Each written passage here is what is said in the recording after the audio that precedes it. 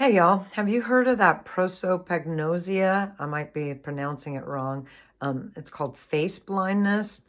So a funny thing happened to me. Okay, so this condition with people that have it severe, they can't recognize family members. One dude is walking down a hall and he says, "Excuse me, sir," and then realize it's a mirror in front of him, so you can't even recognize your own face in pictures and stuff. And that's for the severe cases. For not so severe cases, it can be two people that look similar, but you can't tell the difference. You get them mixed up or you don't recognize them. Some people, like this guy, he went to a party and he hit on this chick. He really liked her.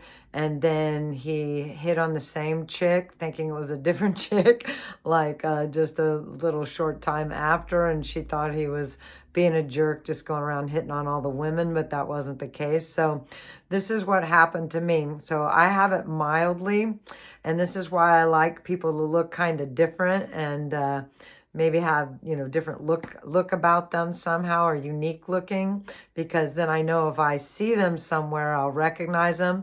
And so my friend came to the door this morning and she was paying me for painting on her chicken coop a few days ago.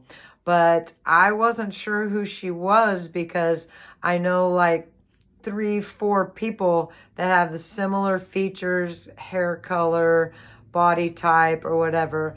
And I wasn't sure at first who she was. I thought she was this lady that I've been doing yard work for. So she gave me $100 for painting her chicken coop. And I'm like, the other lady only owes me 60. So I'm like, I think you overpaid me. I think you're only supposed to give me 60.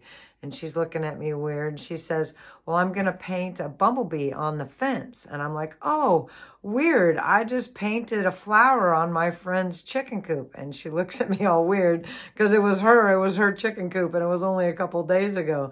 So I work with the public, and sometimes when I see clients that have similar looks and I'm working on them in sort of the same short span of time, like within the same month or whatever, and they're canceling and rescheduling or whatever, I have to be very careful. And a lot of times I'm not sure until we start talking who's who. So I always thought I was just dumb or not paying close enough attention to people's faces, even though I try really hard to study them and make sure that I'm talking to the right person. But yeah, I have a mild form of that. School was a nightmare because of fashion and styles. People look really similar in school, similar build and hair color, and the fashions are all similar or whatever. So yeah, do you know about face blindness?